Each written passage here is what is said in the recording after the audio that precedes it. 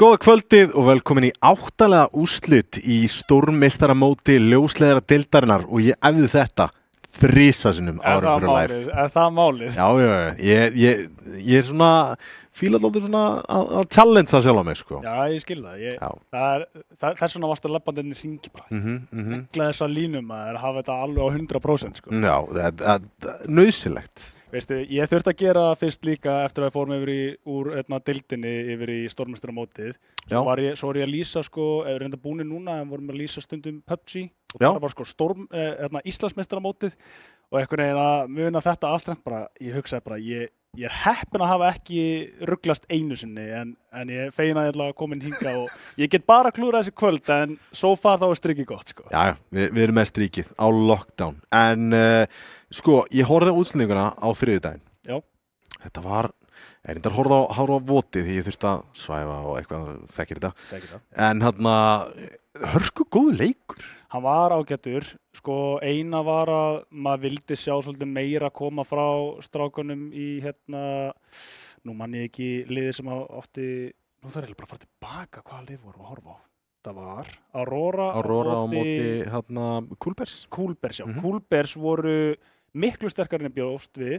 Aurora voru smá undir væntingum á fyrsta mappinu sínu en svo eitthvað endaði þetta bara í 2-0 létt. 3-1, nei fyrir ekki, Jesús, hvað er ég að segja, 2-1, en já, þetta fór svolítið í svona, sko við Árni bjuggumst við miklu sterkari sirpu, en bæði liðin eiginlega svolítið tóku þetta bara 13-4 minni með að fyrsti leikur að verið, svo fór þetta 13-3, síðasta leikurinn var svona aðeins meira, já, ok, en samt góðu leikir, sko. Já, skemmtilegt lið líka, Coolbears, þetta er svona blanda af gömlu og nýju einhvern veginn, ekki gömlu og nýju spilurum en svona meira New Age spilari eins og Mozart sem að náttúrulega að sjálfsögðu búin að spila í mjög langa tíma en svona skýst aftur upp á sjónasviði núna nýlega og mér finnst þeim svona sé núna upplifað aldrei svona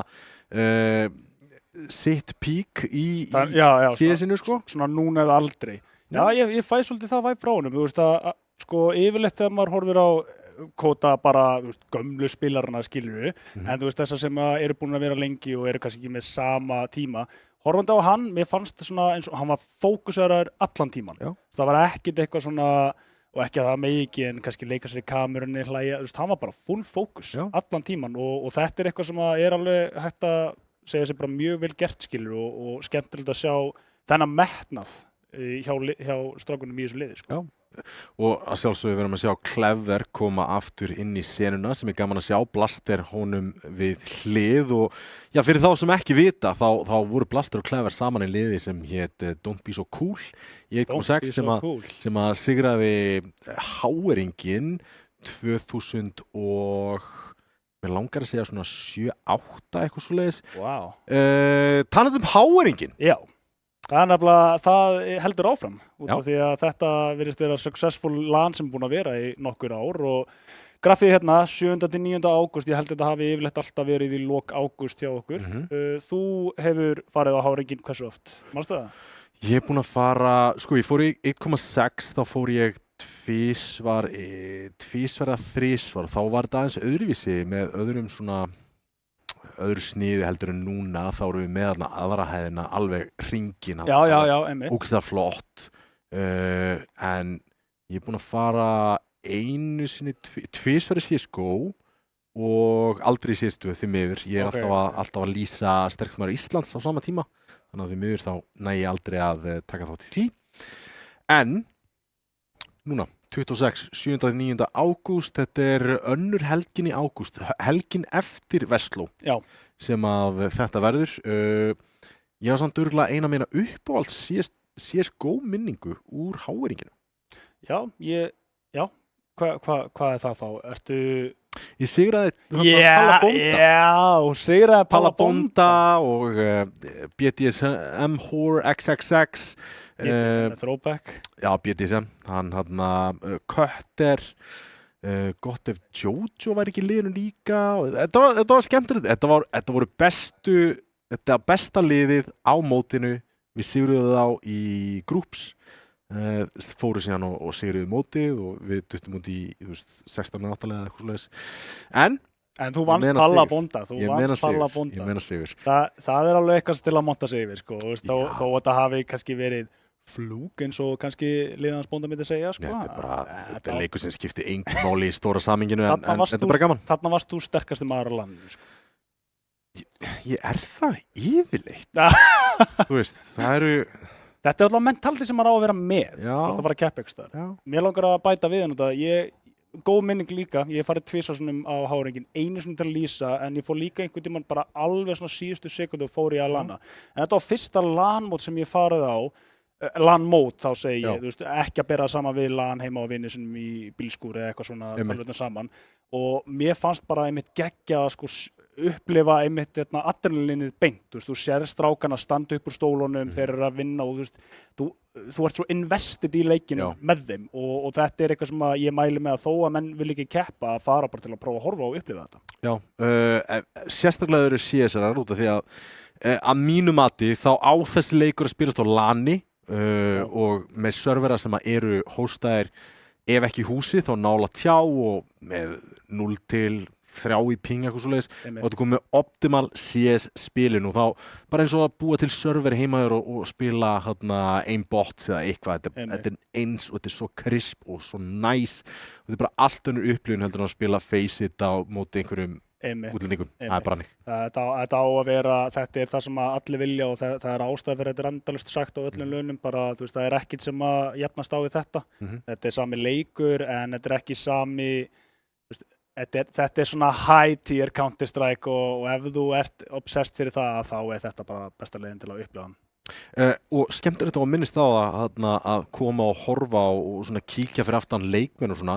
Eitt af mínum uppáhaldshlutum út af því ég er búin alltaf að vinna þessar helgar og mæti á kvöldin þegar ég er búin að minna vakt á Starfsmaður Íslands og ég stend fyrir aftan svona mechanically gifted leikmenn og það unun að horfa á það. Þú veist, ég tekka á Edison, ég tekka á Rafle og Peter og svona gauðir sem ég veit að eru bara crisp og það er aðeins öðruvísi að bara svona standa fyrir aftan og sjá hvernig þetta lítur út hjá þeim út af því að let's face it, þetta dálítið svona, þú veist, það allt önnur upplifun að horfa fyrir aftan mig sem þú veist, 37 ára gamall og ég þarf að hækka sensið mitt út af því ég get ekki hreyft hendina nóg mikið og eitthvað á meðan, þú veist, Edison og þessi Young Guns, þú Edison sem ég er búin að lengi til þá þetta bara allt öðruvísi og skemmtilegt. Mæli með að ef ekki fyrir neitt þá allavega kíkja og taka þátt í stemningunni. Þú sérð alltaf, þú veist, ég meina leikmenn eru með mismunandi sens og sér svolítið svona þessi mechanically gifted eins og þú segir, þú veist að þeir eru einhvern veginn oftast virðist bara vera ótrúlega rólegir, þú veist, með bara svona sens, þú veist, sko, meðan ég tek undir að líka, ekkert gaman að fylgjast með mér, ég fer nær skjánum þegar ég reyna á mig, sko. Ég sé alveg þessa fyrir mig stráka bara vera bara nokkuð rólegir og þú veist, það lúkkar allt svo flúið hjá þeim. Þú veist, þeir eru að spila leikinn, þeir eru ekki að spila í stólnum sínum að spila leikinn, þú veist, ég þar, sko. Á þeim nótum allavega, Háringurinn, þið skráið ykkur ef þið getið, en við ætlum að kíkja fyrst á bracketið, sjá hvernig þetta spilast út og sjá hvernig bracketið lítur út og svona hver að fara að mætast, en líka í kvöld mun leikur Vata og Vega í þessi stað, við erum að fara að horfa á Þór IAS, Dusty Saga fór 2-0 og 2-0 fyrir Coolbears á móti Aurora. Coolbears á móti Dusty þá á 5. eftir viku og síðan á 3. mun eiga þessi stað annarkvort Vega Vata sem mæta Þór eða IAS. En ef við ekki bara kíkja á fyrsta lið kvöldsins og ef mér skjáttlast ekki þá IAS þeir eru harri sítaðir hérna í kvöld Eru þeir harra sítaðir? Þetta einmitt það sem ég ætla að spyrja. Þetta eitthvað Buchholz sem sagt, þeir unnu betri samkeppni eða eitthvað álíka ég er búinn að reyna að kynna mér þetta Buchholz herfi. Ég ætla bara að leyfa Your Shine að sjá þetta og ég ætla bara að standa og gera það sem ég er góður í. Einmitt. Tobas, Mosi, Tomber, Koaru og Nobias. Skemmtilegt line-up, sáum þá að sjálfsögðu slá Aurora niður í 0-1 í fyrsta leik stórmeistarmótsins sem var mjög skemmtileg sería.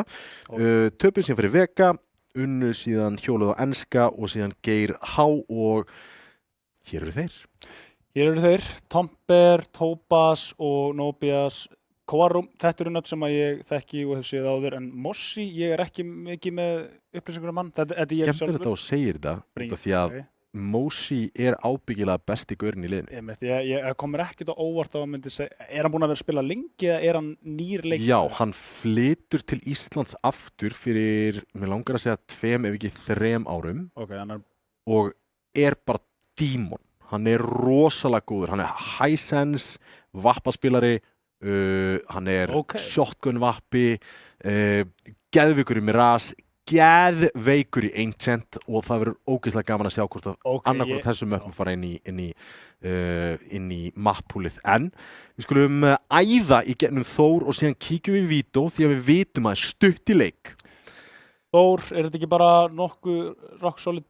Já, þetta er eini hluturinn af það sem að hefur verið svona inn og út er að Rodríguez hefur eitthvað verið að spila með liðinu, annars er það Pressi, Icy, Stjáni, Rex og Blikk og skemmtilegt nokk við höfum talað um Blikk núna í ábyggilega 4 ár, bara eitt besti gaur sem að þú veist bara hefur komið upp og fór náttúrulega í Mouse NXT og síðan í ENS Academy, kemur síðan aftur tilbaka með hellinga reynslu, en leikmaðurinn sem hefur verið að standa upp úr að mínu mati mest í þessu liði er Rex.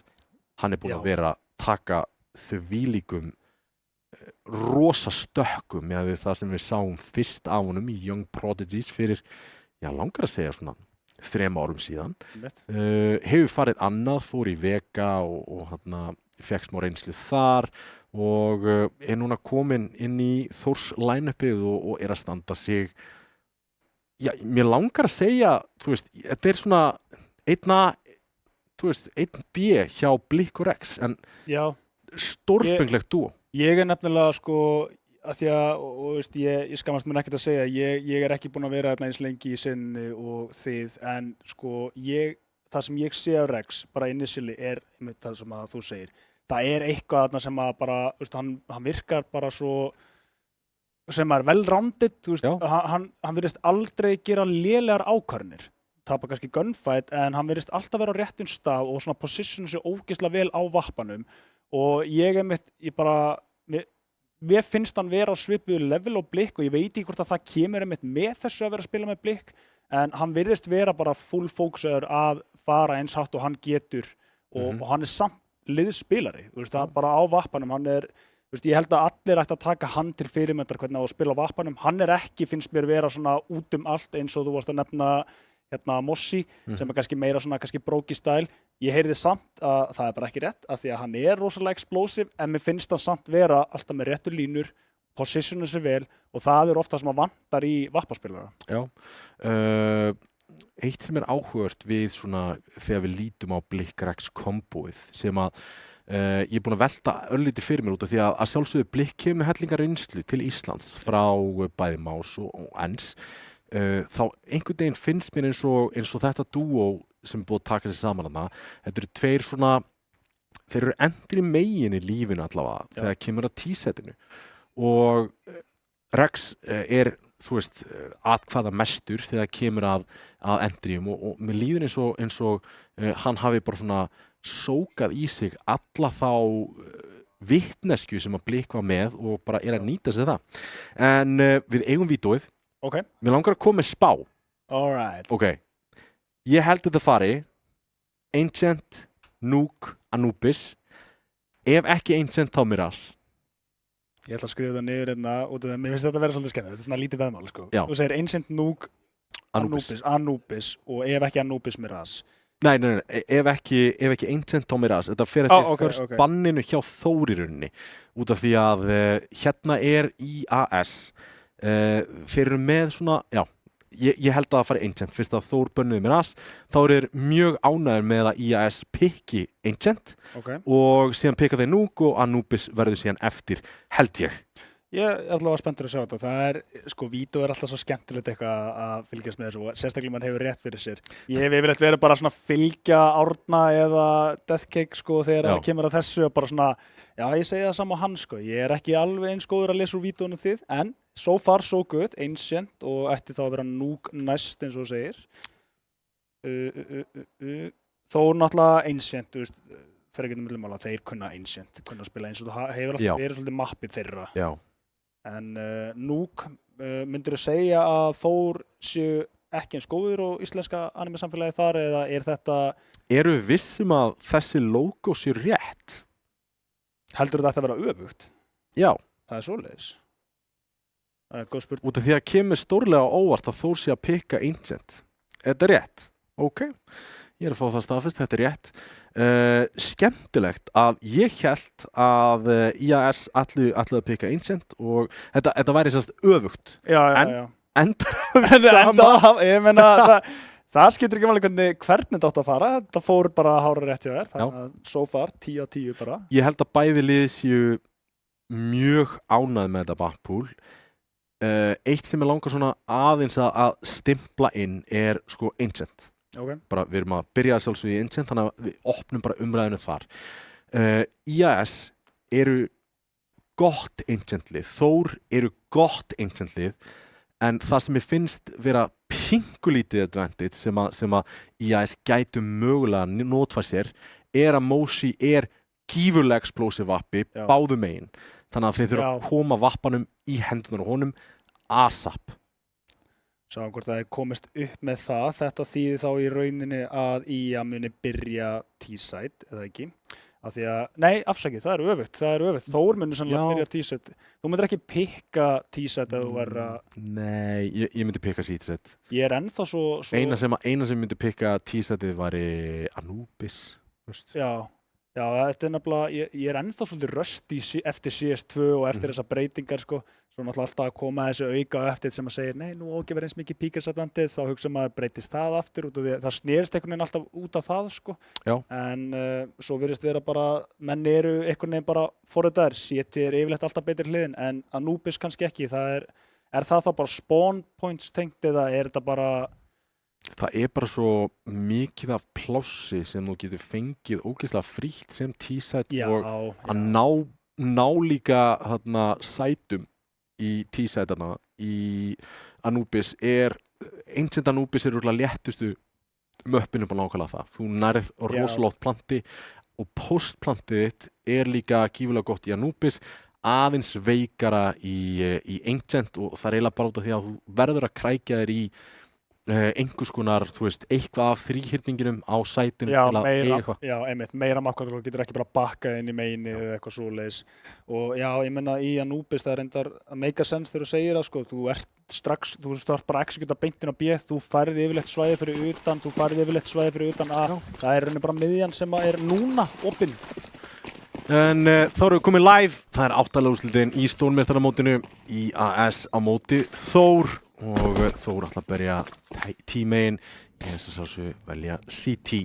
Mosi heldur dónum áfram Tópas straujaði niður, þannig að Mosi að gera hvað getur þetta. Ok, það að flikka yfir á seinni, heldur þessu, en samt rótið að gerast, sem það sem að þetta snýrist Planti mun fara niður og meiri segja ekkert endilega öruggt að IAS taki þetta út af því að þeir eru konum með djúpt map-control. Rex fer endar ekki lengra, heldur þessu off-angulerna, nær fyrsta, nær seinni, einn maður eftir í þessu og þriðji á leiðinni.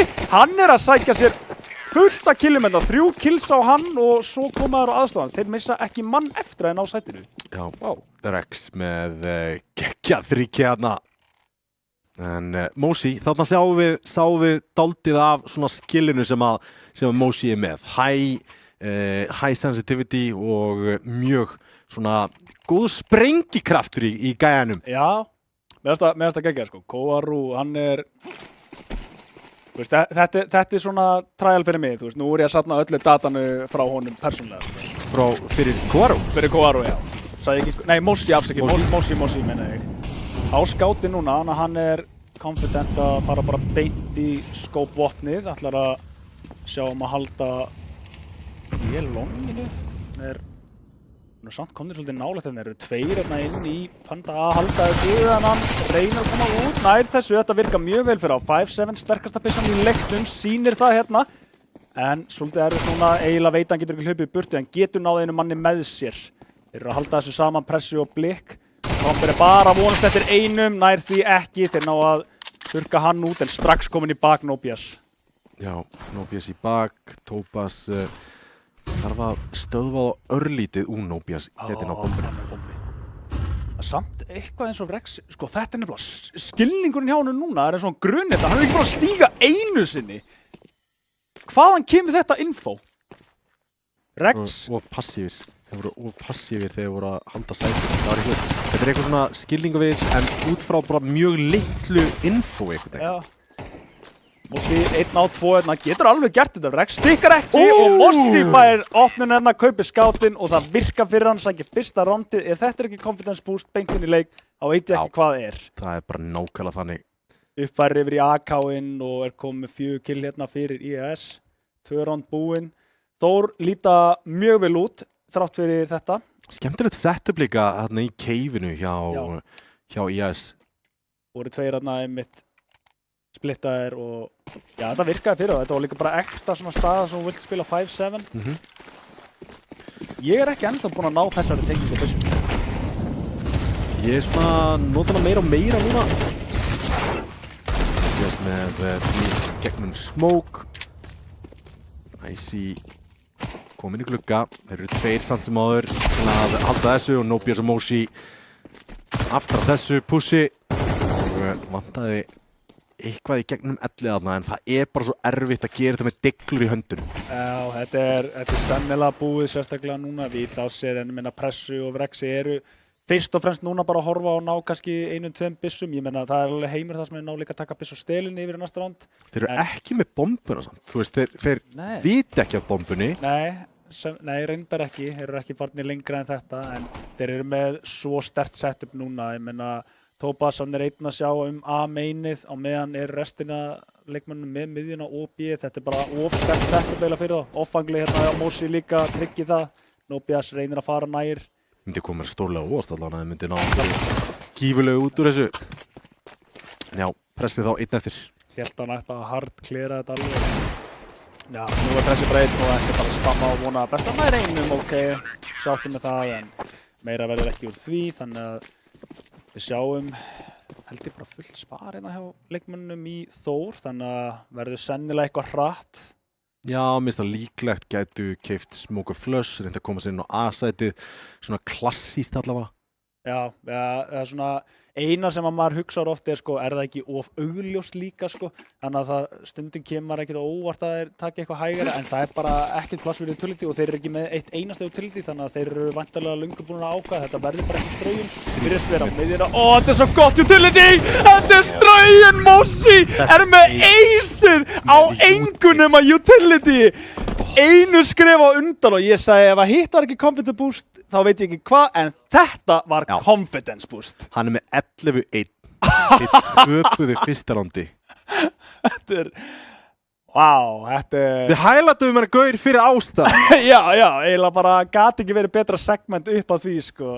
Við vorum, sko, þegar hann kemur inn í deildina til að byrja með þá var þetta, það sást augljóslega að það er gífurlegu talent þarna síðan hvarfa eins og hann hafi dottið hann í bara sprungu. Síðan bara mætir hann aftur núna og er bara, engi gleymt, geggjaður leikmaður. Setur þetta talent líka við hliðin á Rex og Blikk sem eru með þessa reynslu.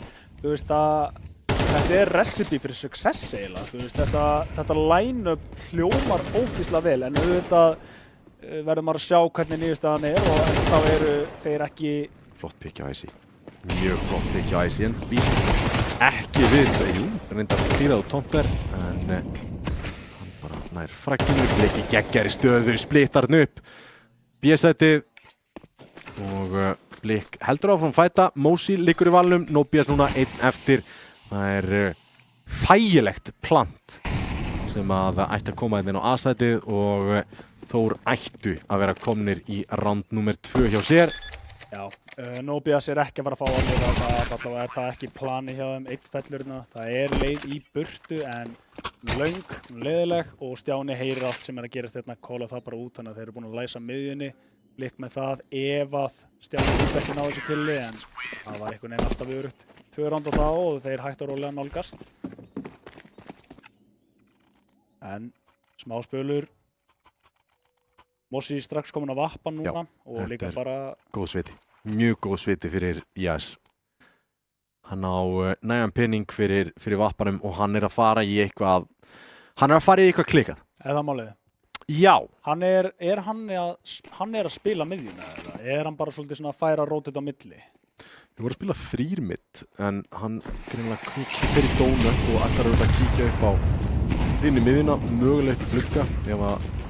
Ég fíla þetta, líka bara en þarf að sjá A-meini, það eini galli núna þannig að mittið ennþá óvitað en á sama tíma Tomper og Kvarru að sækja það info á móti þannig að þeir geta mista í smástund. Mossi á réttu stað, nær fyrsta, þeir að reyna að halda honum, flassan út, svínvirkar og ná þá sætinu. En ekki örugt, þeir eru konum með reinforcement, Topaz kominn í keifið og bomban fær að fara niður en ekki víst að þeir haldi þessu Mossi ennþá bara ekki að gefa neitt. Topaz sér að fætir hana getur farið núna Bróki. Smókur í lobby, þetta mjög gott fyrir IAS. Icy, 1 eftir.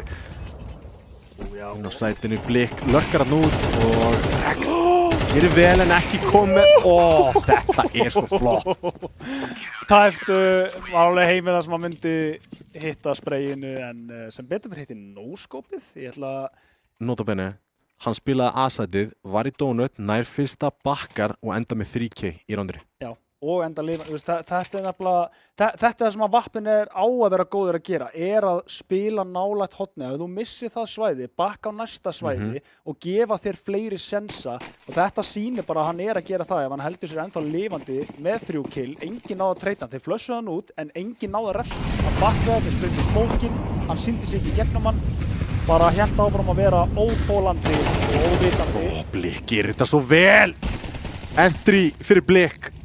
Í miðjunni, algjör sérfræðingur. Hann svo besti þegar kemur að móti. Milli mála en þeir eru líka bara fara á þessu Mossi núna. Þetta svolítið mikið að biðja heistu viðbót en á vappanum líka og hann bara að horfa í allar áttir sem að þarf eiginlega að gera núna. Þetta risky. Hann ætti rauninni bara að spara en þeir eru ekki ennþá búin að setja bombuna niður. Ætla samt alveg að tryggja það. Áhugavert setup samt sem það var hjá IAS. Tökum við til því að þeir eru að setja gífurlega mikið púður í það að halda keifinu. Já. Samt ekki að takast. Nei, og sko, í hvert skipti sem að þeir fara lengra þá virðist einhvern veginn bara, þá eru þó tilbúinir við því en þeir eru samt búin að reyna bæði. Í maður! Þetta svo suttulegt. Þetta ekki hægt. Hann blikkar ekki, sko. Það bara læstur á skjánum. Og herðu, mér langar að segja Nei, einn í bak. Icy ætti að vera, Icy skýtur á undan! Nær samt killinu, Mossi hittir ekki skotinu, hann lét vita sér á undan, frífæra þarna í hornið. Þannig að missa vappan, færa hann yfir, Rex tekur hann, glaður og... Lítill peningur á IAS. Já, ekki að fara fjárfestin í þetta ránd nema kannski eitthvað utility og pislur en þurfa að spara, það verður ekki forsað niður, sé það ekki fyrir mér. En þeir eru ennþá yfir en Þór getur jafnað núna. Bomban í 8B, 2 menn út á miðju.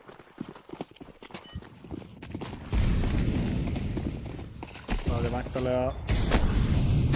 Rex, þeir eru að taka af þeim svæðið hérna en þeir eru snöggur að snúa þessu við, halda þessu niðri og eru bara gettir og... Þetta skotið. Auðvitað. 17 kill á Mossi. Já, hann ancient specialist. Við erum búin með 8 round, sko. Þú veist, þetta ekki... Þú veist, þeir eru að vinna en ef þú tekur hann í burtu þá myndir aldrei halda á skorbortinu, sko. Ég meina, hann var með klötsið í secondrún með scout, hann var með aceið í miðju. Tökum aceið í burtu, hann samt með 12. Nefnilega, einmitt. Þú veist, þetta er galið, sko. Þú veist, 17 kill fyrir hálfleik geggjað, sko. Já, ég byrjus ánægður. Það eru 4 ránd eftir hérna sem maður getur staplað ofan á þetta. Og svo ég reyna að kíkja í miðju, Blik komin út, komið allt svæði sem hann þarf til að gera þetta óþægilegt fyrir IAS strax í byrjun og IAS hverfa lítið frá þessu double setupi en þeir eru að ná góðu fastegn hér. Á rétt. Þetta er góð skot. Blik stútar hann, tekur bara af hann og nær A-sætunu í kjölfarið. Það þýðir breytt plan, snúum við, þetta er ekki B, við ætlum að nýta það og meiri segja hérna kemur smókurinn og æsi heldur en Nóbjartur í gegn akkurat á versta tíma, hann gæti náða að æsa hérna og meiri segja repositionar, já, spot up og ætlar hann að spila trigger discipline. Engin annar að koma með þér því miður þannig að þetta var alltaf að fara að vera A en ég hef tekið hníf þarna.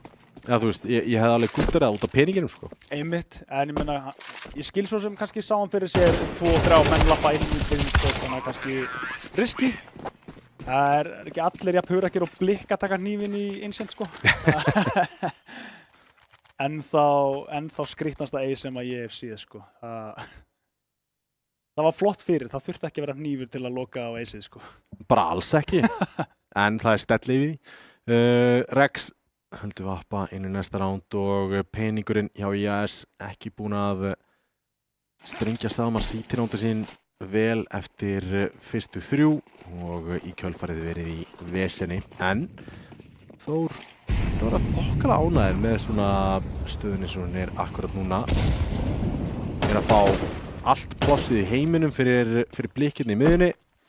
Blik spottar síndist mér í höfuð á Nóbías veit að þeir eru þarna og það líka enga veginn að flýta sér á miðjuna vissi að þetta yrði líklegt sett upp og plastið er gott en ekki nógu gott fyrir 5 kúlur til að hitta þig ekki, það er allir á miðjunni en þar kemur info þannig að B verður svæðið, Rex nær einum, sér seinni, þeir ætti að bara koma að þessu en þetta er bara virka fyrir það er ekkert í boði á bíðunni. Tópason halda AK-num, bara 100, já hann er farin í burtu, lengst í burtu, 5-7 og Uspa leita af einhvernum fröggum.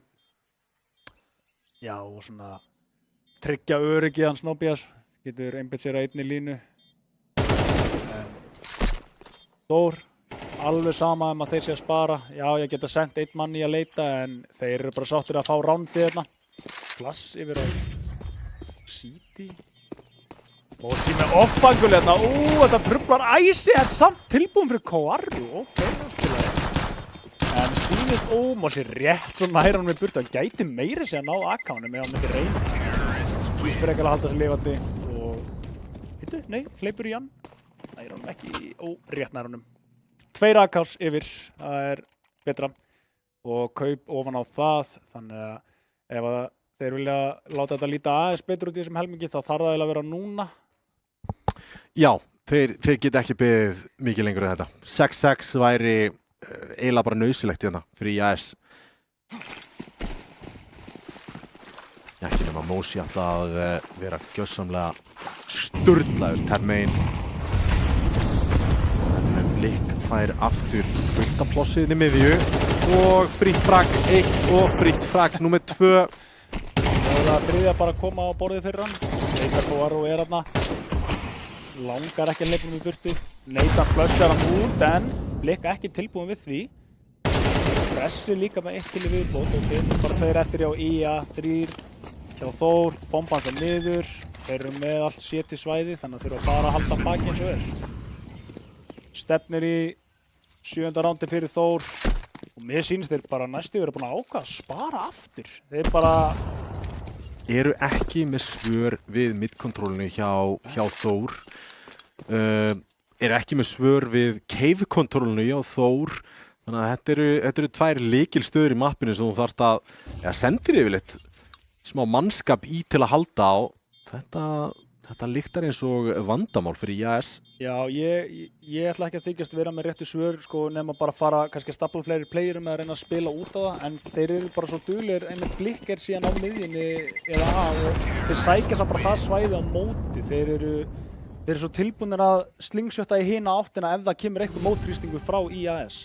Þannig að þetta eru svör sem þeir þurfa að finna en já, það er klárlega að þetta eru vandamálin hjá þeim. Það er miðjan og það er cave.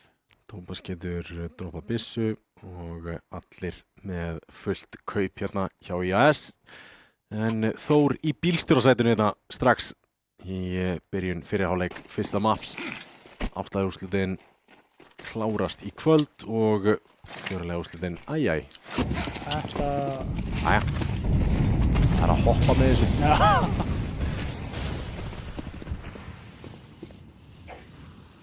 Það hjálpar. Linnkontról beint upp rampinn og það Stjáni sem með dósaopnarana þessu sinni. Topper liggur í valnum. Það höndað Mosi Bíasvinsson nær inn tilbaka. Stjáni takkar hann niður í 16. Bomban ekki farin niður og Jútil til staðar. Ná að bakka úr þessu stöðu samt sem áður. Það sjá blikk. Já, þú veist, hvað í gangi með þennan dreng? Hann komið með svo mikið pláss. Þetta einmitt bara pressan sem að setja núna á rétta stað. Þeir reyndar ná blikk og þeir ættu þá að fatta hvað var á leiðin að gerast. Þannig að þeir virðast ætla samt að kommitta í áttina að Tópas komi líka hérna út á miðjuna, þannig að þetta rauninni bara með þægilegt fyrir Nóbías að halda, en hvort hann náði það rauninni spurning. Spottaður, Mossi getur kólað það út og hann einbeitir sér að seinni manni, Nóbías tilbúinn. Rex og pressi núna 1 á 3, erfitt fyrir þá, en vita að vappin og enga við með Tópas í bakið. Tópas í bak. Bomban er donut, hann með alveg smá pláss til að vinna með, en lítinn tíma, 30 sekúndur á klukkunni. Pressi, hann vissulega með opið B-sæt, en hann hefur ekki hugmynd það. Og líka, það hann heyrir steppinn þarna að Mossi, segir svolítið að Mossi býst ekki við hann sé komin svona nála. Ég held hann ætli að reyna að nýta sér það, en Mossi bara að horfa rétt. 26. 26. 26, næst með 7. Einmitt. Insane. Í hans liði. Já, en næsta server 12, þú veist, næstu í helmingi meira sem að Mossi kom með strax og yfir í Terra hliðina núna. Samt Þór ennþá með yfirhöndina, 7-5 hjá þeim, ára að fara yfir 70 helming. Þannig að þeir eru ennþá svo sem sáttir, þó svo að lítur út fyrir að vera svona raid-boss þarna hinum megin. Já. Oft að það gera meira með heitar hendur termegin heldur en CT-megin, en það spurning hvort þetta haldi áfram hér beint út miðju, smókur rauða inn í donut, 2 til að taka móti. Áfaldi fyrir hotn og þetta. Icy þarf annan, nær öðrum og rótitið komið CT pressi með 2 Rex, nær ekki klara Nóbías, 18 HP á honum, á móti 2. Uspa og eina klippu eftir. Stjáni heyrðir í lótið. Pressi spila bara af Stjána, sýnir sig ekki. Tilbúinir að spila þetta saman sem rétt. Nóbías, mér sýnist hann vera svona nokkurn veginn að gruna það reynir eins og hann getur að útiloka, en Stjáni bara með skotið á hreinu.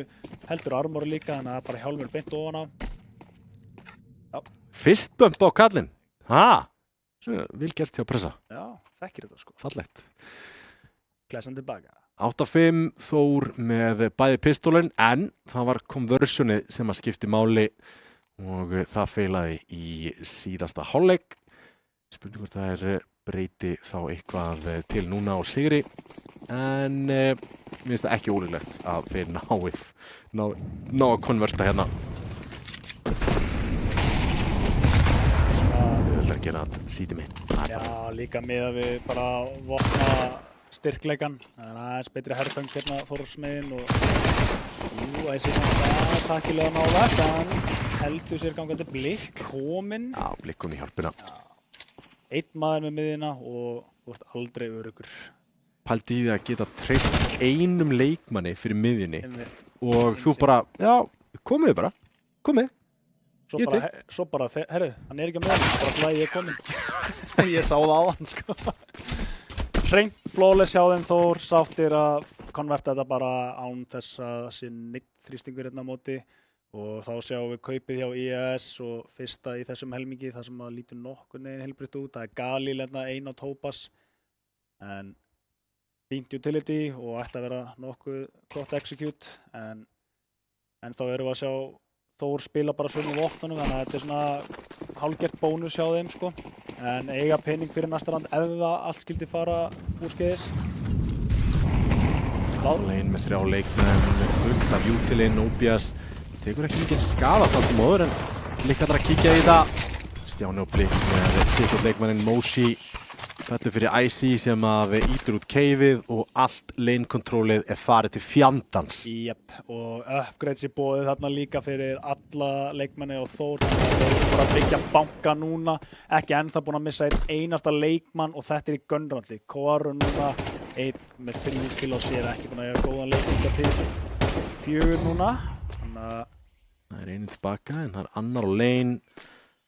Annar fyrir neðan Red Room, en Stjáni með refrag á Koaru, Lífa með 3, þetta gott fyrir Þór, slæmt fyrir IAS. Já, vægast sagt, þetta er ekki byrjun, sko þeir litu nefnilega svo ógeðslega vel út í fyrri helming, þrátt fyrir að Þór hafi verið með 7-5, þetta hefði alveg getað verið 7-5 fyrir IAS, en núna eins og hafi bara svona aðeins slöknað á þeim.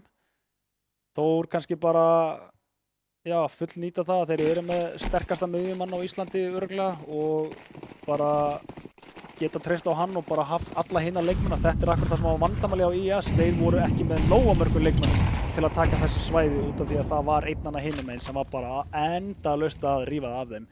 Er þetta smókur í cave eða fjarka?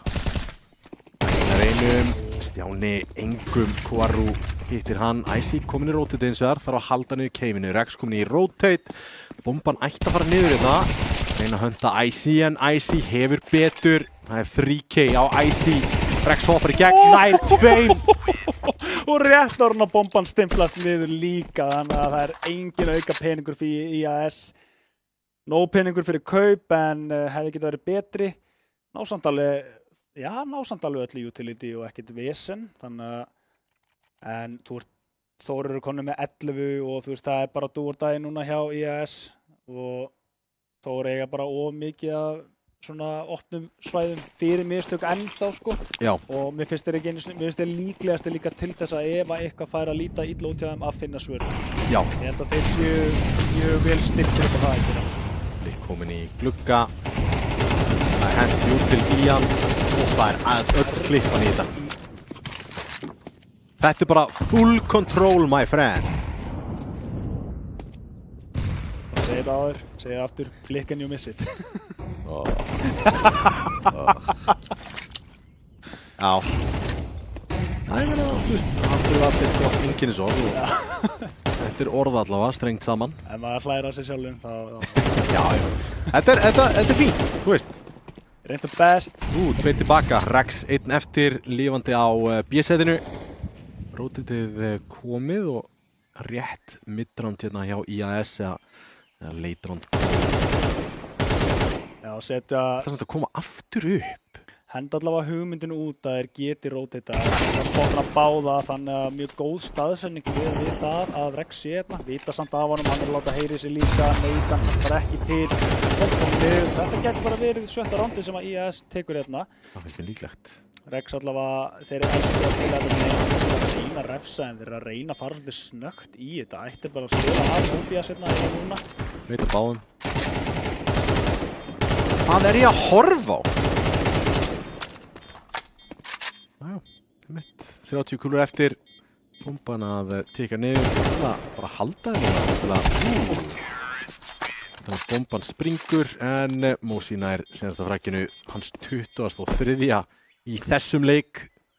Var í rauninu bara að reyna að hrinda þeim af setupinu. Hann fattaði svolítið svona hvernig þeir voru stiltir upp og hugmyndin var góð en það var svo erfitt ef þeir spila þetta rétt og hann svinga bara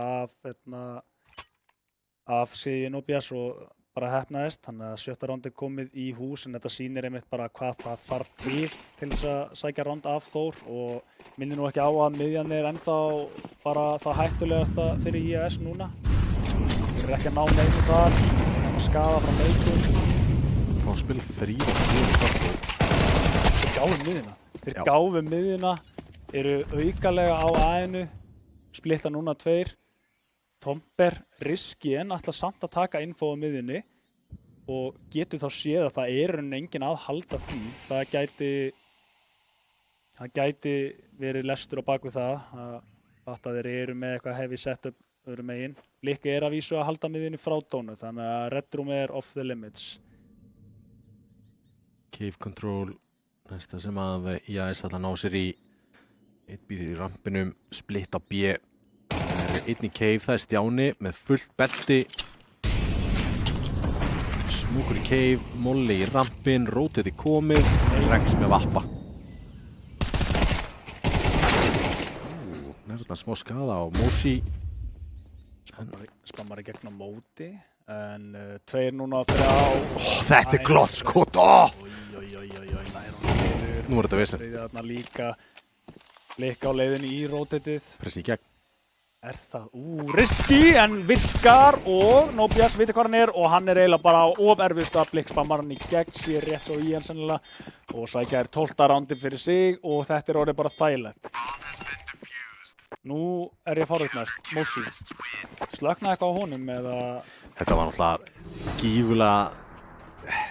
One man army, ég veit það. En... Já, það mjög óeðlilegt ef þetta myndi halda áfram svona. Já, eins og þetta var að gerast, það rétt. Hann samt alveg að fá kills en þá ekkert mál, en þetta ekki einsmanns leikur sýnir að Þetta eins og að síðasta rándi í Ancient. Nuke, næsta mappi, já, IAS. Hvað að hafa þar? Þeir eru allavega fastir á A-inu núna. Rex þar tilbúið með vappan en hann samt svolítið þeir eru ekki með neitt djúpt map control á A-inu. Þannig að Rex nær sennilega einu skoti ef það smókar ekki út. Ættu nú að smóka þessi spil. Já, eðlilega myndi ykkur smóka þetta núna, flassan, en kemur smókurinn hægt og rólega en það bara hvernig, já, þetta eitthvað ekki alveg samskiptin á hreinu Blikk líka bara þeir að spila þetta svo vel hjá Þóra það einn núna eftir viti hvað hann og það engin leið inn í þessa seríu aftur við endum þetta 13-6 í mappiki og Þór sáttur að taka sitt mappik en Nuke eftir og það eiginlega innanlega fyrir IAS að sína okkur eitthvað og þeir þurfa að gera betur. Það má ekki bara vera annar mapp, þeir þurfa að spila betur restina af leikmönnum líka. Já. Byrjaði ágætlega, komandi tilbaka og ná í rándi, að force up rándi þarna í rándi 2 en síðan strengja saman þau 3 en það voru bara 3 í viðbót sem bættust við, ekki strengt saman. Litu út eins og pingu sprungin bladra þegar þeir fóru þarna yfir í terrið það var ekki svona sami sjarmin yfir þessu og þegar við vorum í fyrri helming, fyrri hálfleiks og Þór bara raunni réðu öllu. Mér fannst þeir bara eins og Þór hafi svolítið bara svona haldið áfram að vera terrorist séti megin einhvern veginn, þeir voru bara við ætlum að halda áfram að pusha, við erum að sækja killinn við ætlum að klára hann leik og fara beint í Nuke og sýna ykkur að við getum gert þetta 2-0 það virtist vera bara, þeir voru að hugsa Nuke bara einhvern veginn eftir fyrir hálfleik eiginlega, mér fannst það bara létt með þetta. MVP? Ég minna ætlaði þessi ekki Blikk eða Rex, en Blikk sennilega út af því að miða við map control hvað sem mikilvægt það var, ég man ekki hvað hann var með killinn en þetta sýnir bara, það ekki alltaf killinn sem skipta máli, það svæði svo getur haldið og það að liti mappi sem þú sigrar. Já. Á þeim nótum þá ætlum við að taka örstutta pásu en Setar Krík Kjarnorku verið heilsar okkur með opnum örmum eftir örskamma stund.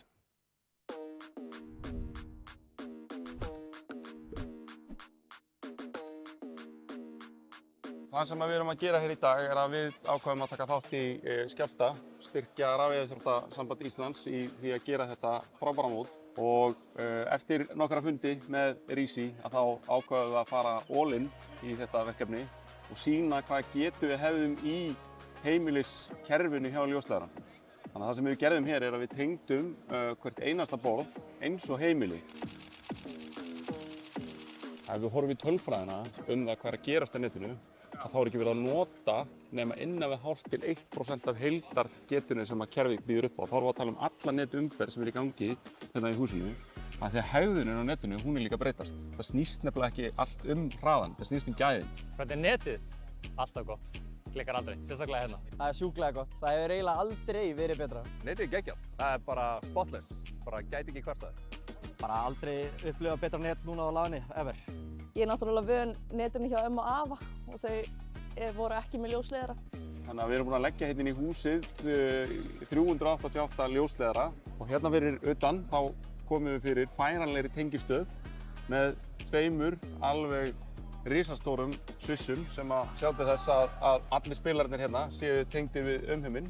Tengistöðin sjálf er svo tengd í burtu með 400 gig samböndum sem fara í 2 áttir til þess að tryggja öryggi hússins. Þannig að ef það kemur upp strengslit eins og hérna í hverfinu þá dettur skjálfti ekki út.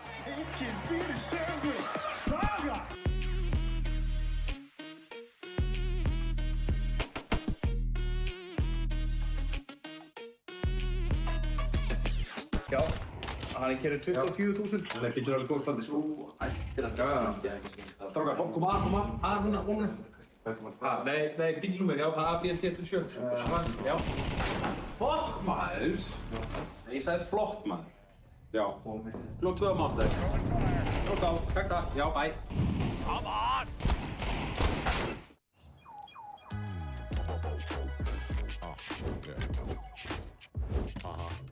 It's like a jungle sometimes, so it makes me wonder how I keep from going under. Drive a big car, spend the 20s and 10s, and you wanna grow up to be just like this. Don't push me, cause I'm close to the edge. Völdu rafmagnaða Toyota tilfinningu með nýjum BZ4X. Toyota, förum lengra, fyrir alla.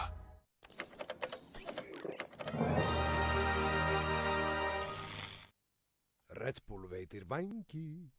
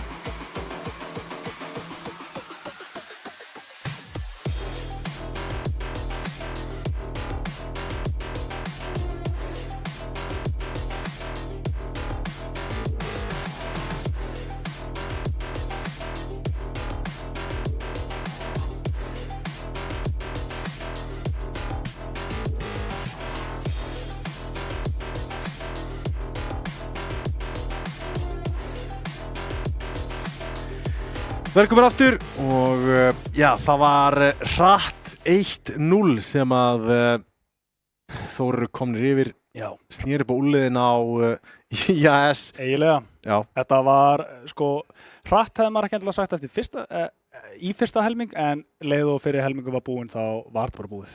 Þetta fór svo hratt hjá Þór einhvern veginn, þeir voru bara of snirtilegir á sitt hliðinu og þeir náðu bara ekki að gera neitt hjá IA. Já, þetta er eiginlega nákvæmlega, það var einn leikmaður sem var að svara hjá þeim og það var í byrjun að sjálfsögðu með, þetta var glæsilegt ace, util ace hann í miðunni, vissulega klokkur, no arm og sem kom að nút, en samt sem við sjáum þetta ekki nóg oft eitthvað svona util ace. Nefnilega, það er þú veist að maður hefur sér grenu, tveir spreyja niður, geggjur grena, og þetta var ace, en þetta var bara utility, hann sá engan og þú veist, ég veit ekki back in the days, þú veist að maður sá alveg liðin svo, ég held að það hafi verið Navi á sínum tíma sem bara svona voru í ígói og kannski kom Molly út og þeir fóru bara í Mollon og brendu sig út af því að það þýtti að SMGs fengi ekki kill eða eitthvað svoleiðis, en það var engin svoleiðis hugmynd á baku þetta var bara að gera mikið damage áður en að við förum í sprayið og allt var utility, bara geggja að sjá þetta en eitthvað, þú veist, þetta var þetta ekki seinna round, var þetta ekki bónusrondið, þetta var ekki pistol. Þetta var round númer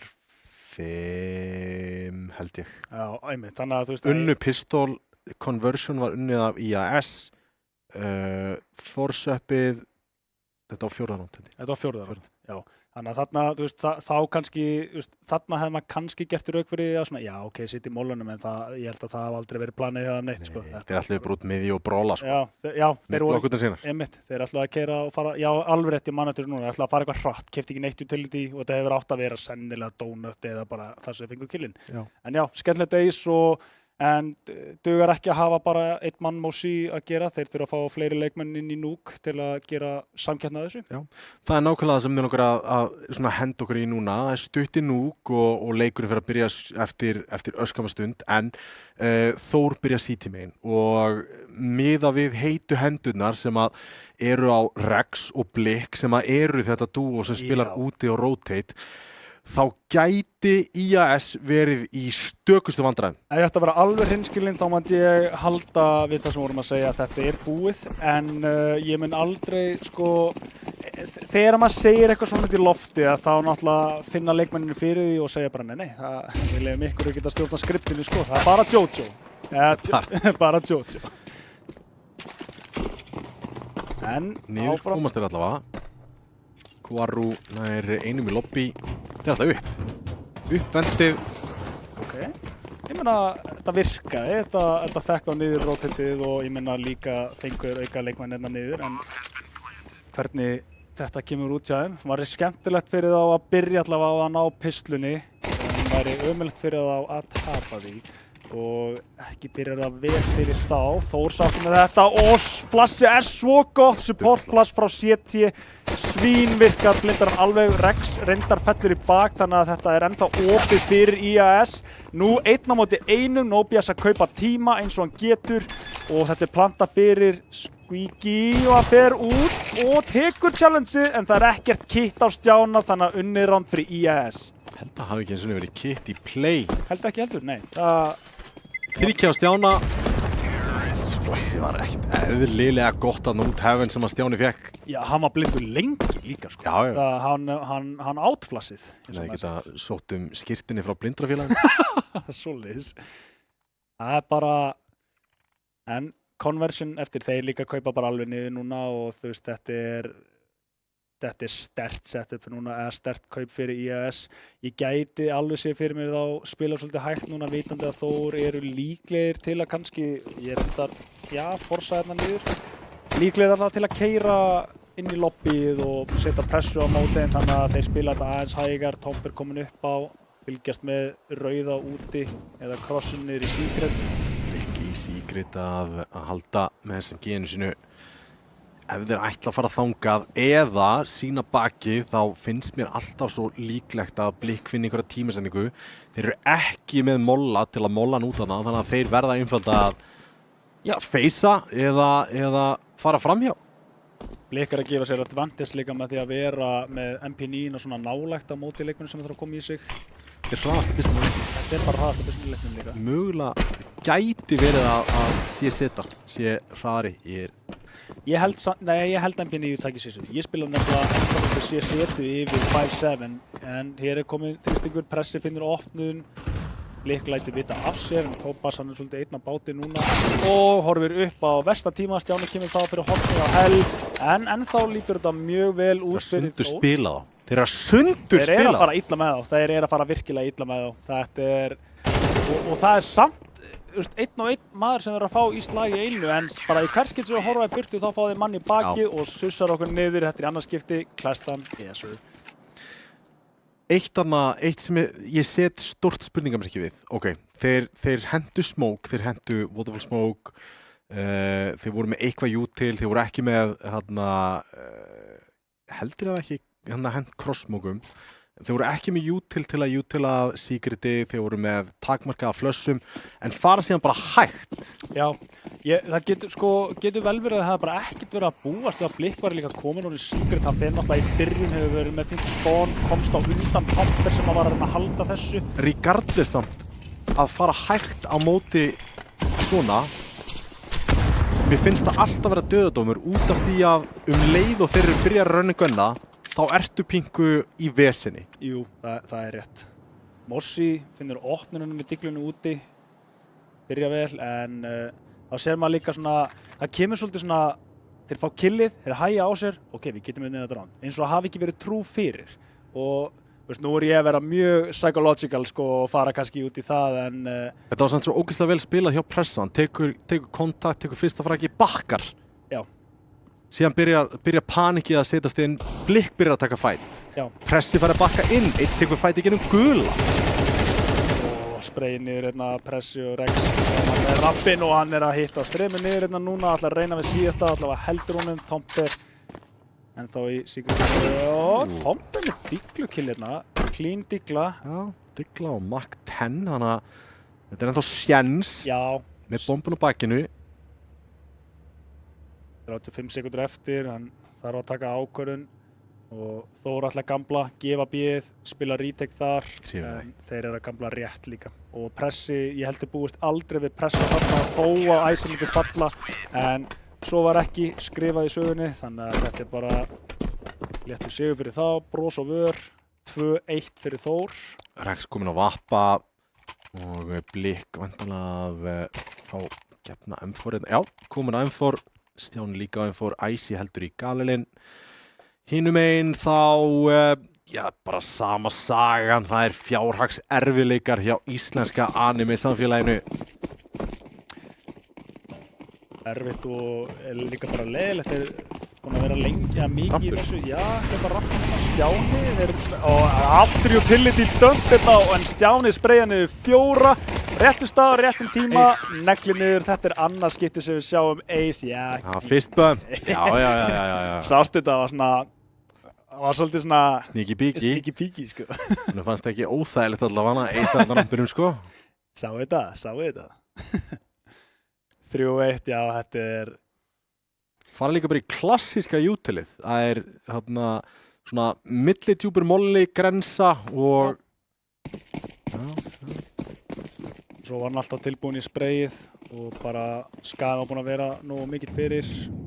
Hér sjáum við smóka úti, mikið aðeins, en þeir eru samt að selja mikið á móti. Framalega þetta bæði Blik og Pressi. Ljóst við einum mögulega og það er Blik. Hann er fundinn, Pressi þetta, fallega spila ekkur öðrum þarna. Jesus, þeir fá enga leiðin í rándi. Tomper og Kvaru núna eru eiginlega bara að brenna tíma því að það verður ekkert úr þessu rándi eiginlega. Þetta er orðið svo erfitt og þeir þurfa að fara að finna eitthvað svör. Bildspray, Tomper liggur í valnum, Kvaru núna 1 eftir. Móti 5 hilsusamlegum. Það var 4 núna, leitar að Blik. En það var ekki 3 frögg fyrir Blik hérna, 2 snemma til að opna. Drepa vappan en nægur peningur til að reinvesta hann, en peningurinn hinum meginn ekki svo góður. Þeir missa 3 menn bara á þessu úti pussi og þetta er gun round, það er bara tekið af þeim rándið í rauninni. Ég ógeðslega hrifinn af þessu. Ég bara ógeðslega hrifinn af þessu. Þeir eru að leggja línuna mjög snemma, gera þá hrædda úti og þeir eiga að vera hræddir. Blikk úti ekki djók. Nei, hann bara búinn að stimpla sig sem bestur í Rex aggressífur með Vappa. Þetta Bluff ánægður með þetta, elskar sér Vappa pússa inn í gula en pressi og Blikk enn að halda úti. Og svo loksins þegar þeir fá eitthvað á IAS að þá bara restina af leikmönnum dottnir út. 4 eftir núna og 1 og það nóskópi gegnum vegginn.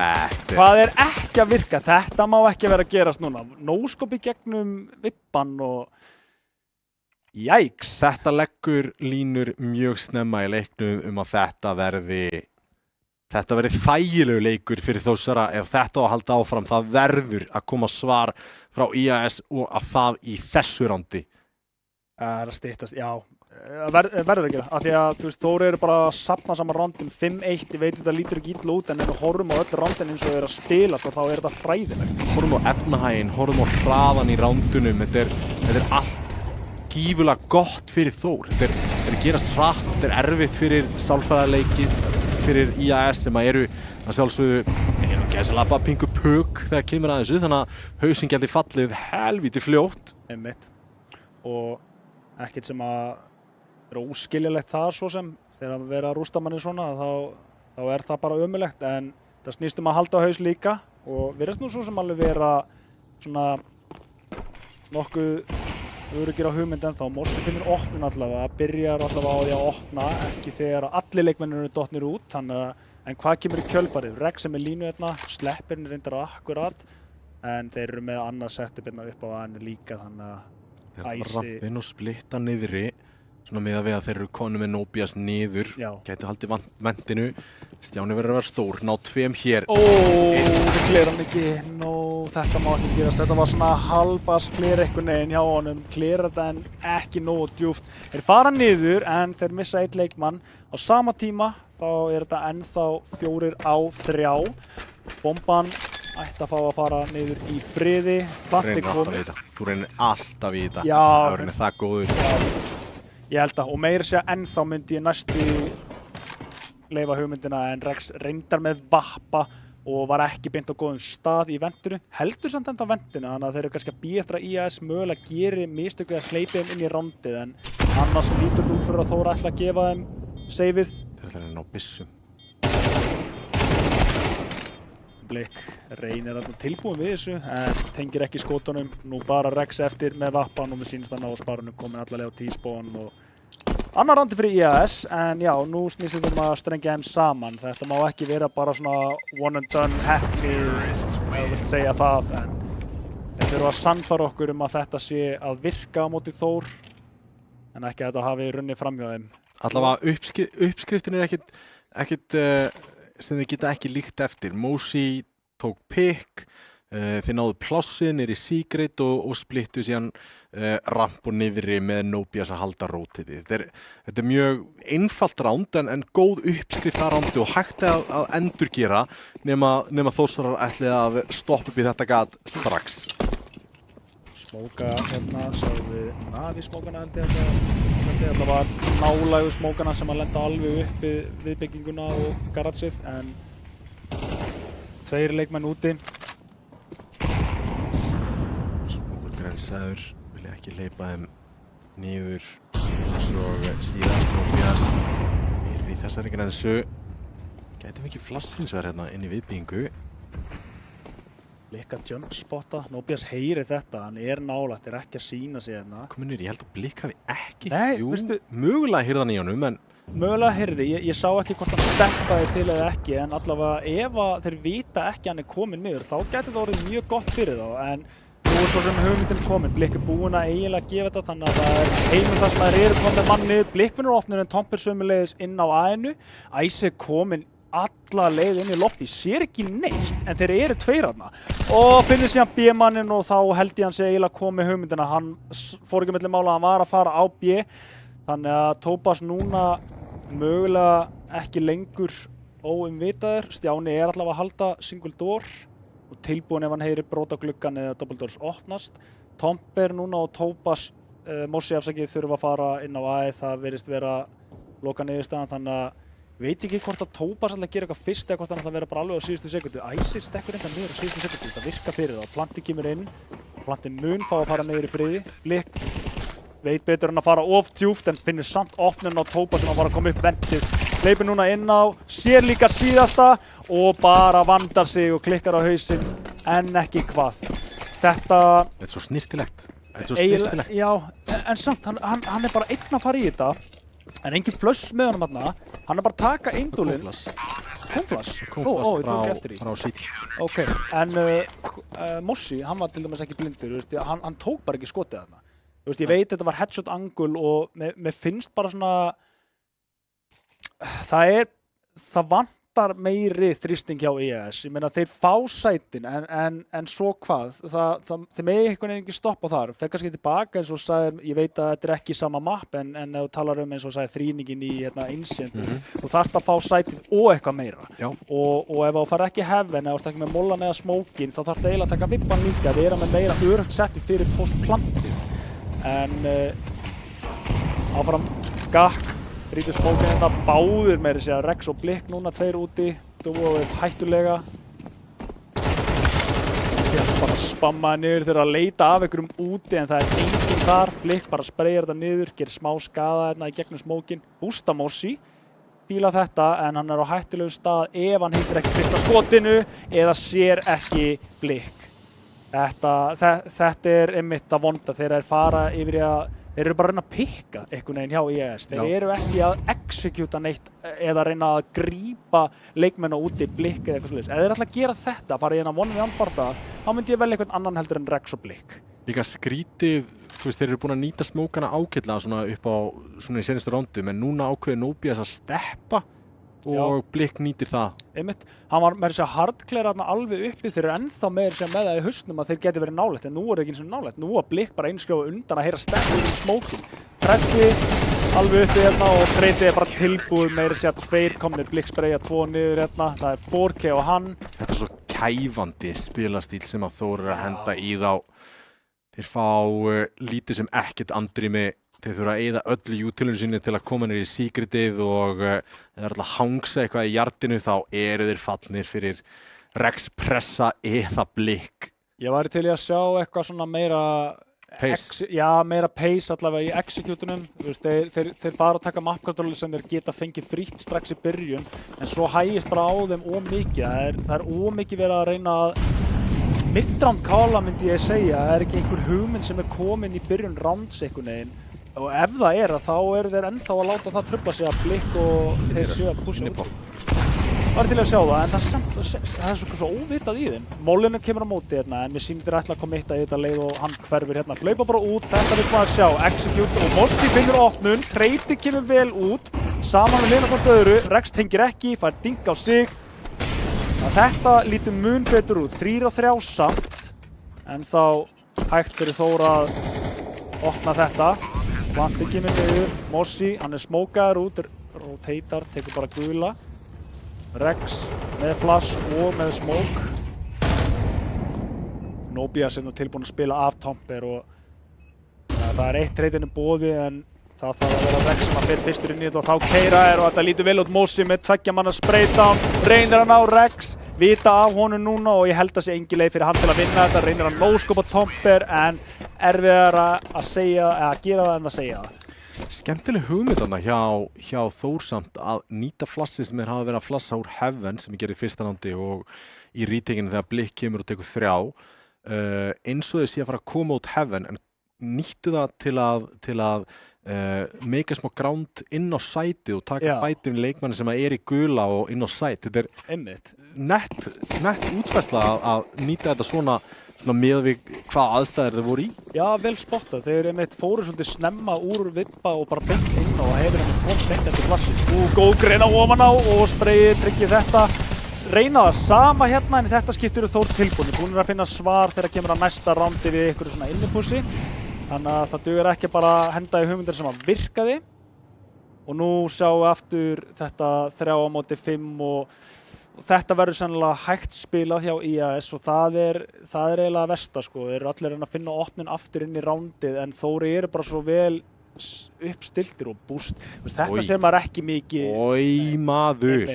Þetta er offangul á 2 vegur. Þetta er ömurlegt að... Tópas er ekki góðan leik. Nei. Það er bara svo mikið sem að Þór eru með til að bjóða IAS núna að búast einhvern veginn aldrei við... Þeir eru ekki búin að spotta samt hinn leikmanni sem er fappi í hellinu. Einmitt. Tímasettingin dugar samt. Stjáni nær hérna einum og þeir vita líka hvað síðast sem þýðir að þrengist að honum núna.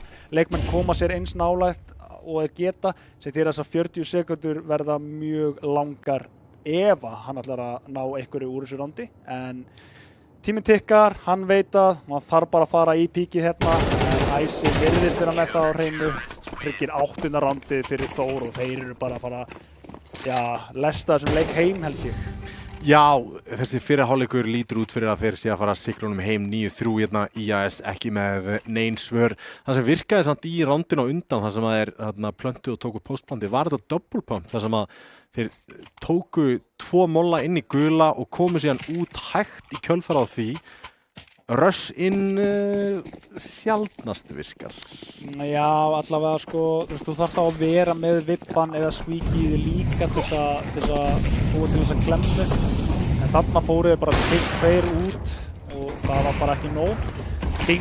Tagg hérna á Tópas, mjög lár núna. Svo 0-11 akkur núna. Rex er svo aggressífur en Blikk og Stjáni með línur hérna, spreyja þetta bara niður. Hann var lár fyrir. En þeir snúi svo strax við, en samt 2 á 3 ennþá Rex ennþá hérna inn í viðbyggingunni með hnífin uppi núna, kannski svolítið djarfur þar. Hvað viltu gera? 1 kill, þar er hinn, reynir nóskopið. Þeir eru að leika sér, þetta er 9-3 helmingur og við endum hann með nóskopið á Rex. Já, þetta er bara svona kóronandi hluti sem gerist þarna í senasta rándinu í þessum hálfleik. Tópas 0-12. Leggaður í byrjun og tekið síðan ekki ennum smoke, klýr ekki angulin sín. Rex var einhvers staðar með vappa, vissulega horn sem er ekki oft klýrað. Nei. Sérstaklega ekki þegar að andstæðingurinn með vappa. Nei, einmitt.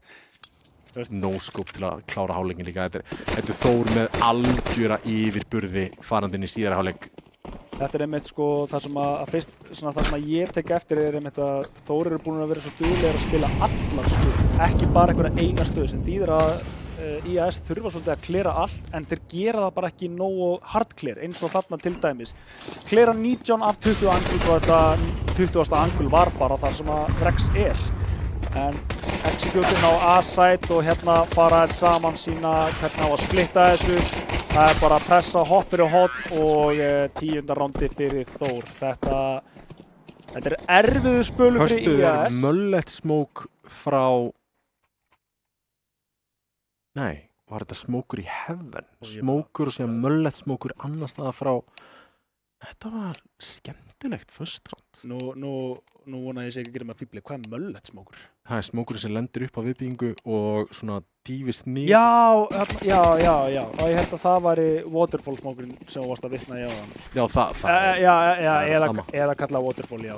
Möllet smoker, ég hef aldrei heyrt þetta. Það er mjög svo töff bara. Það er töff sko. Ég pikka þetta upp sko. Íslensku kólátin eru OG sko. Möllet, það er bara auðveldar að segja möllet heldur en waterfall. Já, færri atkvæði mitt. Ok, Nóbías að spila sama leik og segir áðan, vera úti og vera aggressífur, nær bara einum, fljótt trade kemur strax á eftir. Það er ekki pistur sem round sem að þeir eiga að vinna í IAS núna. Erfiðari opnanir, en þeir líka bara hægt og rólega laða sér að í þinu. Tópas að spila, þessi staða sem maður mjög oft spila það. Tópas kom með kill! Tópas kom með kill, það er rétt. Ég var ekki eins og búinn að spotta það. Hann var ekki á neinu killum, en hann er komið með 2 kill meira sér. Búinn að 2-falda þau á einu randi. Leikmaður er þetta. Góð molli inn í double door. Hann verður... Nei, þetta er bara ekki góðu molli. Hann hefði bara ekki þurft að opna hurðina og þeir hefði ekki fritað. Bittu, ok, þetta gæti snúið þessu við alveg hérna, já, verðist vera að endi bara á aðeins og Rex meiri segja ekki bara að finna killið heldur spottaðan, þannig að planti var alltaf bara að koma og sennilega örugt. Þetta er svolítið hættulegt fyrir IES núna. Það kaup út leikinn. Það kaup út leikinn og veistu, ég held að það sé bara ekki gott væpinn á Teamspeakinu hjá þeim heldur. Veist, maður finnur það svolítið bara í gegnum leikinn, maður sér það á andlitan á leikmönnum, bara þeir eru ekki sáttið með þessa niðurstöðu, þeir vita þeir geta gert betur en þeir eru bara ekki að finna svörin. Það bara ekkert rosalega mikið til að vera ánægð með. Fyrri parturinn af Ancient, vissulega, já. En þú veist, fyrsta rándið í fyrri hálfleik fetti þeirra og síðan eru þau bara ekki fann að sjá til sólar í raun og veru. Hjálpar ekki að andstæðingurinn Blikk og hann bara búinn að vera hann eiga leik. Þetta stór hættulegu leikmaður. Þetta minnir á sig. Við erum búin að tala aðeins og mikið Rex. Já, einmitt. Gott innitig, virkilega gott. Koarú bara að smóka sig út. Æsi og Stjáni með entry, Tomper með 1 tilbaka en Stjáni bara að raða inn fröggum. Koarú og tilbaka. 2 á móti 2, rótið er komið. Tópas heldur áfram að bæta við fröggum. Æsi bakkar inn í ískur með Mach 10 í höndunum en Koarú, hann ekki hættur. Hann ætlar að hönda og það nákvæmlega hann sem að gengur upp 3 frögg á hann í þessu middholti, A-holti. Flott þarna, sko, eins og þarna, eru 2 á móti 1 og með þessu reposition inn í gula, ég meina, hann kemur sér strax í stöðu þar sem að hann býst aldrei við sér og þetta, ég meina, ég fyrirgefnum hefði bara verið fasturinn á sæt bara til að vera nálægt sínu leikmanni en þeir eru allavega sína smá svona öryggi bara, herru, ég get alveg inn að fæt með verri byssuna, reynda betri byssuna þarna, en dugur allavega, en eins og segi, það er 11, það eru bara, þú þarf bara 1 slip og þá er þetta orðið hættulegt. Þetta sé engin sviti á ennunum hjá Þórsmönnum núna. Nei, bara ekki neitt, 2 AKar og Diggfur og Vassi var mjög spicy þarna, nær einum og mjög lágum á pressa. Spammi kemur sem líka hérna á sí, en tengir ekkert. Getur komast niður. Þurfa rótuðmenni núna líka að heyra þetta, reyna að gera þetta hratt, en Tomper er komin niður, en þeir ætla samt að kommitt að halda vendunni hérna, Tomper repositionar. Ætlar hann að gera þetta? Þetta er gott play, langar að steigja, en hann átti ekki að fá þetta kill. Tópas kominn inn á, reynir að gera eins og hann getur gert. Þeir eru allir lágur hjá Þór, þó segir séu jafn margir. Pressi. Pressi búinn að opna þetta, þeir geta farið að, en það ekki, jú. Geta farið að. Ættu að gera það.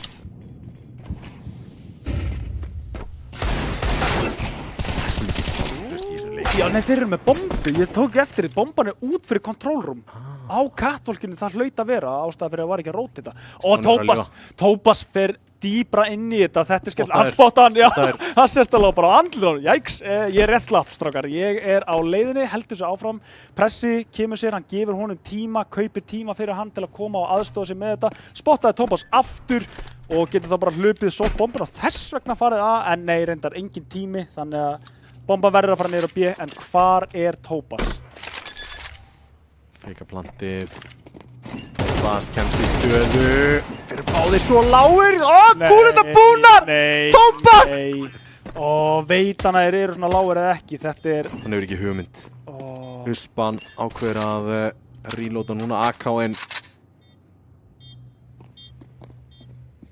Rótið þar yfir í control. 1 flass á honum. Ágæti settu fyrir nákvæmlega þetta. Ekki að sína 1 neitt til Tópas. Gæti doubleswinga 2 en það þarf bara 1 skot. Það er 12-4. Map og match point fyrir Þór. Þetta er... Stjáni hinum megin líka að eiga degluskotið á Tomper sem er að koma og komast einhvern veginn í flankið á leikmann sem er í control. Stjáni að halda með deglu vendinu. Þetta er svo mikilvægt underrated fragg sem að næra hérna í sko. Það er bara heimurinn er með þeim Þór núna. Það er ekkert að klikka hérna og Blikk. Það bara, ég endurtek það og ég held að ég sé ekki að fara með rangt mál en bara besti úti player á landinu sennilega. Skrifar það hérna í stein og þetta líka ennþá vel út fyrir báða ætla ég að segja en það er Force hérna og Morsi með skáttinn heldur núna Garra. Tópas kemur sér upp með mögguna. Nærtakkinu eða ekki? Nærtakkinu og nærkillinu. Killin kemur samt tilbaka. Martyrdóm hérna á Blikk. Og núna 3 á 3, Kvarú að taka sjensin. Hann gerði þetta áðan og það virkaði vel fyrir hann þá. Ekki hræddur þrátt fyrir niðurstöður, en samt einhvern veginn halda þessu jöfnu. Alveg sama hvað IAS gerir, þá finnur Þór opnun á móti. 2 á 2 núna. Nægur tími fyrir Þór til að vinna með. Vita líka að rampleikmaðurinn fallinn. Vita að Kvarú var í viðbyggingu. Tomper ekki búinn að spotta hann. Gætu farið í bakhell. Þeir vilja þetta ránd mjög mikið. Stjáni með 21 kill, bara jafn Blikk núna. Hann gerir það með stæl, 21-6. Tomper heldur þessu. Og hann spotta hann ekki. Og droppa niður og kláraður þarna. Rex veit að báðum, þar kemur plantið og þægilegt fyrir hann að vera 1 á móti 2 og vita hvar báðir leikmenn eru núna, heyrir allt sem að við heyrum og veit nákvæmlega hvað hann þarf að gera.